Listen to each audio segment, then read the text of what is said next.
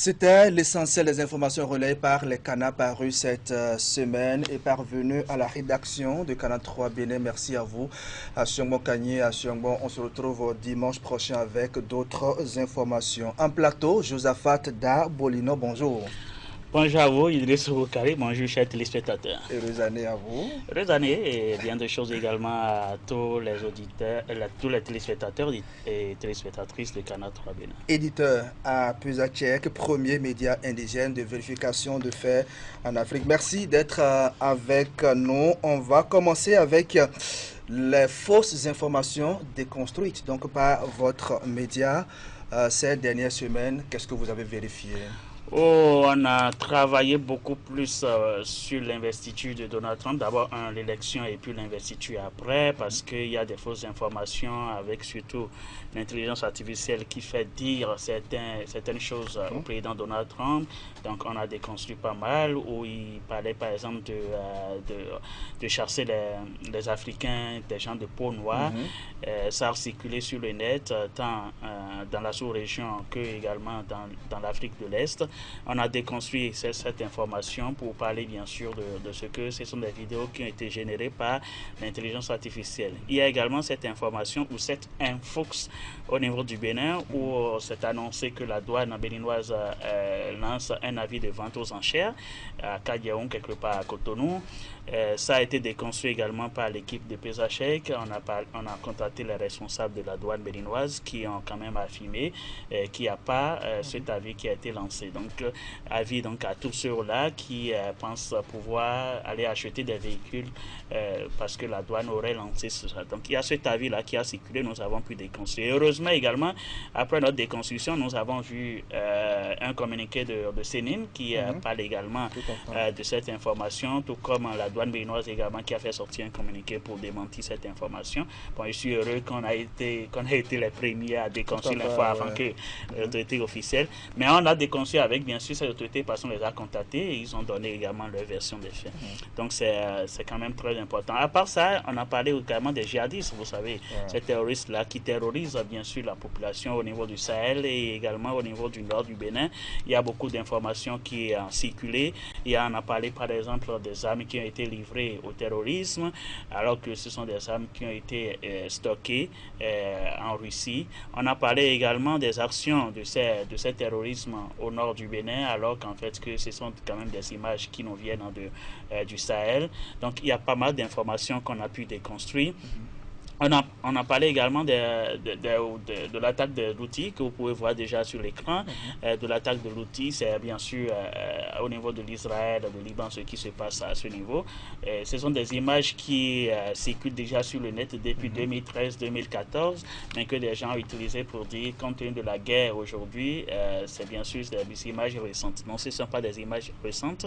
Il y a aussi des vidéos qui montrent la présence de l'armée française au Nigeria, alors qu'il s'agit bien sûr de l'armée française qui atterrissait à l'aéroport de Bamako au moment où l'État, où l'État avait sollicité l'aide de la France et également des institutions internationales avec le maintien de la paix de l'ONU. Donc ce sont des soldats de maintien de la paix de l'ONU. Nous avons déconçu ces informations que vous pouvez toutefois retrouver sur pesachek.org avec beaucoup d'autres informations, que ce soit en français, en anglais, en kiswahili, en oromo et en afan. D'accord, merci, merci beaucoup. Vous ne connaissez pas ces langues, certainement. Non, pas tout. C'est des langues, bien sûr, de l'Afrique de l'Est. On y travaille pour que le Yoruba puisse être introduit. C'est le projet en cours. Bientôt, on aura également des informations. Et le Dindi ne sera pas... Non, pas le Dindi. En tout cas, pour le projet qui est en cours, c'est le Yoruba qui sera introduit très prochainement. D'accord. On en vient maintenant à l'actualité nationale, à passer en revue avec vous, la HAC, la Haute Autorité de l'Audiovisuel de la Communication, qui a suspendu plusieurs médias cette semaine. Sans doute, c'est une mauvaise nouvelle. Ça m'a choqué. Pour moi, c'est une mauvaise nouvelle, mais pour les autorités de la HAC, c'est une décision qui est justifiée parce qu'ils ont motivé leur décision. Mais pour moi, c'est quand même une mauvaise nouvelle. Étant donné journaliste, moi, je n'ai que ça. Je ne fais que ça, d'ailleurs, depuis bientôt 15 ans. Donc, c'est compliqué pour moi d'apprendre que les confrères ne pourront plus exercer, d'apprendre que l'espace de d'expression de ses confrères ne pourrait pas être animé, donc ça me choque. Peu importe ce qu'on va dire, peu importe peu importe l'argument, la motivation, les motifs avancés, les détails donnés. En tout cas, l'acte pour moi est condamnable parce que c'est un organe de presse qui a été fermé. C'est je dis je mets tout ensemble pour globaliser. Des moments où un espace d'expression pour un journaliste est fermé, pour moi c'est un grand recul, c'est grave, peu importe les motifs. Bon, on va me dire oui effectivement justement les médias concernés ont reçu des mises à pied plusieurs fois pour se mettre en règle. Josaphat Dabourenon, c'est vrai que c'est notre métier, il faut qu'on l'exerce dans la légalité quand même. Oui, dans la légalité, je suis tout à fait d'accord. C'est pour ça qu'on a tous salué ici le vote du code de la communication, de l'information. On a également salué, même s'il y a des articles que nous souhaitons vivement qu'on retouche, le code du numérique, qui parfois avec des articles qui sont en contradiction avec le code de l'information et de la communication, qu'on voudrait quand même qu'on retouche. On a tous salué ça. Donc effectivement, la HAC, c'est ça que je dis, la HAC va trouver les moyens pour dire oui, nous avons agi parce que nous avons appelé les responsables, nous avons discuté avec eux, nous avons fait des mises à pied. Nous avons donné un délai pour se conformer. C'est pour ça que je dis, peu importe les arguments, pour moi, l'acte est condamnable. On ne peut pas fermer un espace de liberté parce que la presse, que ce soit le site internet, que ce soit la télévision, que ce soit, comme le dit, les médias traditionnels ou les médias en ligne, c'est que c'est un espace d'expression. Et quand on ferme ça, pour moi, ça me cause un problème. Ça pose un problème parce que ce sont des journalistes qui n'ont que ce travail, parce qu'ils sont détenteurs de la carte de presse et que pour que la HAC vous délivre une carte de presse, et que faut justifier que vous êtes journaliste et que vous n'avez pas d'autres exercices, d'autres professions. Donc, ils ont mérité ça, ils travaillent pour ça. Quand on dit, oui, effectivement, on leur a donné un délai, mais le délai pour se conformer, est-ce que c'est véritablement pour aller suspendre? Il y a d'autres méthodes. Je savais qu'est-ce que ça coûte qu'on se mette en règle pour travailler, donc au même titre que les autres, et on va dire bénéficier de la protection donc de cette même autorité de régulation. Oui, on aurait quand même aimé. D'abord, il y a que la HAC doit lancer un avis. Oui. Pour dire nous ouvrons maintenant les dossiers, nous ouvrons le dépôt des dossiers pour conformité, légalité et tout ce qui va avec. Je ne sais pas si à la date d'aujourd'hui, le mécanisme est déjà fait au niveau de la HAC pour que celui qui veut quand même se conformer, en tout cas pas forcément ce cas, bon, on prend ce cas en exemple, il faut se lever pour dire aujourd'hui je me lève, je veux me conformer. Je dépose les dossiers, en tout cas c'est ouvert 24h24 et à tout moment. On n'a pas encore ce mécanisme. Ce qui veut dire qu'en fait que des gens sont limités, même si des gens de sites internet, même si des journalistes ou des promoteurs d'organes ont la volonté de se conformer, de trouver le papier nécessaire et d'être sous la protection de la HAC, comme vous le dites, ils sont limités parce qu'il n'y a pas cet espace leur permettant de se conformer en temps voulu. Maintenant, revenant bien sûr au niveau pour ces organes fermés, même quand on dit il y a plusieurs plaintes, parce que quand je lis la décision de la HAC, ils ont dit il y a plusieurs plaintes, ils n'ont même pas fait mention de ce qu'on les a rappelés à un moment donné, mais il y a eu plusieurs plaintes concernant ces médias. Il y a des plaintes, mais la HAC, ce n'est pas pour réguler les médias. Si on devrait laisser les médias aussi comme ça et les suspendre, je crois que le rôle de l'exécutif serait seulement dire non, pas besoin de cette institution de contre-pouvoir. Donc, si quelqu'un est fautif, on prend les décisions qu'il faut, on le suspend et il va se conformer.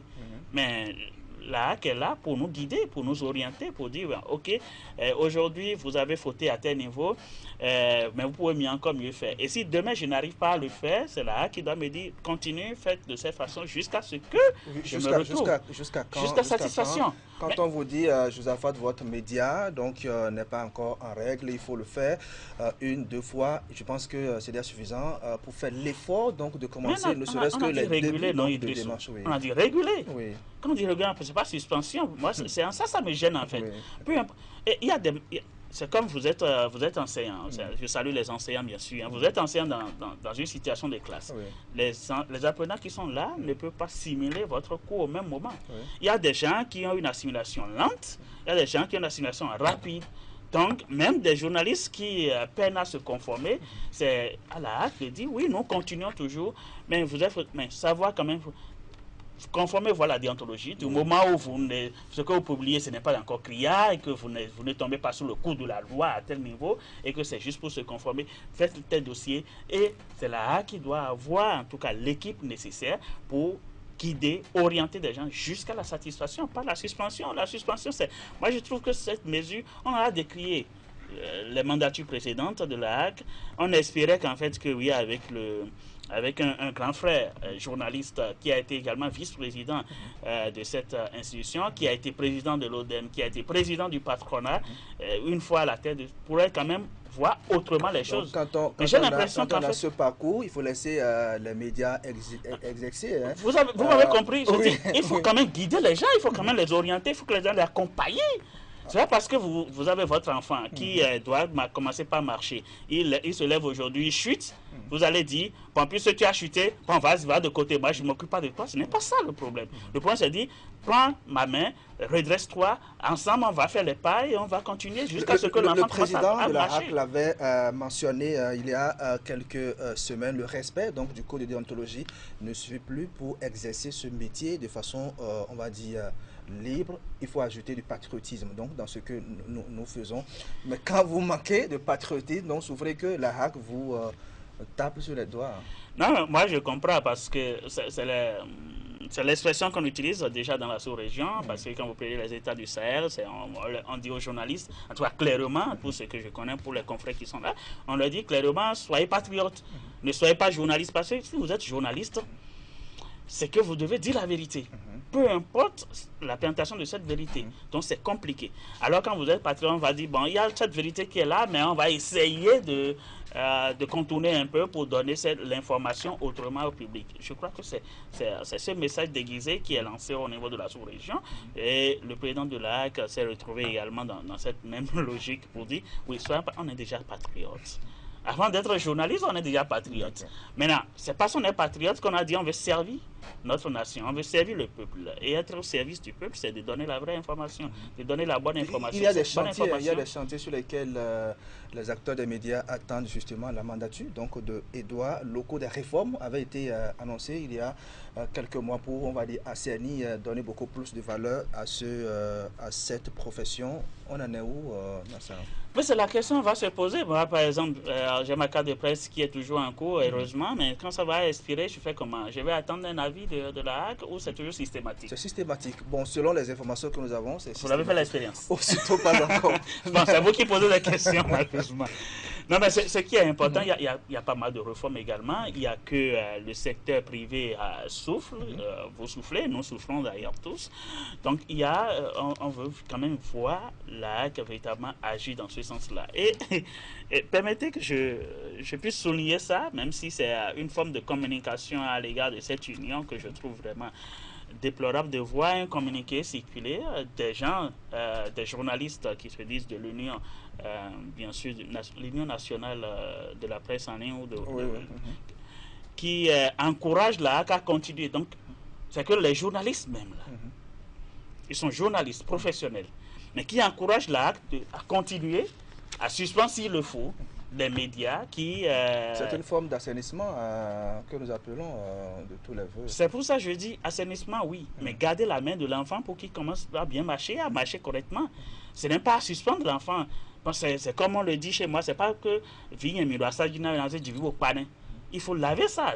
L'enfant chie sur votre cuisse, vous ne prenez pas couteau pour couper la partie, mais vous prenez de l'eau pour laver. Mais ils ont fauté à un moment donné, d'accord. Oui, on les a appelés, on a discuté avec eux. Vous avez fauté à tel moment, vous avez fauté à tel niveau, mais on vous donne cette possibilité. Donc de vous mettre à jour. Nous mettons à votre disposition une équipe qui vous conseille, qui vous oriente, qui vous dirige jusqu'à satisfaction. Pour moi, je crois que c'est la solution. Mais de dire, non, mais vous n'avez pas vécu ça. Moi, je me rappelle, je partais heureusement en tant que chroniqueur sur une des émissions du Soleil FM quand la suspension est venue. Vous n'avez peut-être pas idée de comment les gens vivent quand le média est suspendu. Vous n'avez pas l'idée de ce que le journaliste vit quand le média est suspendu. Donc c'est un peu compliqué pour moi qu'on me dise aujourd'hui, non, Josaphat, votre média est suspendu, vous ne pouvez plus exercer.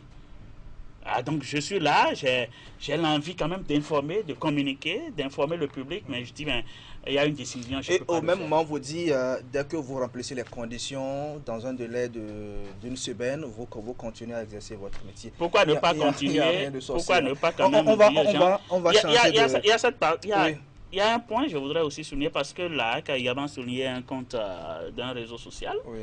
TikTok. Bon, je salue quand même les initiateurs parce qu'ils ont pensé à cette application qui fait grand boucan au niveau de la jeunesse. Mais il y a quand même pas mal de dérives sur ces réseaux sociaux. Moi, étant donné, on va sûrement suspendre les comptes des journalistes qui ont un compte sur TikTok, ou c'est parce que la personne donne de l'information qu'il faut suspendre. Sinon, quand on doit prendre les comptes TikTok aujourd'hui au Bénin, on voit les dérives. Moi, je voudrais inviter la HAC, je voudrais inviter la CEP à véritablement se pencher pour voir s'il y a le mécanisme pour envoyer un message aux responsables de TikTok pour que les comptes qui publient certaines choses, ben moi, quand je scroll, je vois quand même il y a des dérives.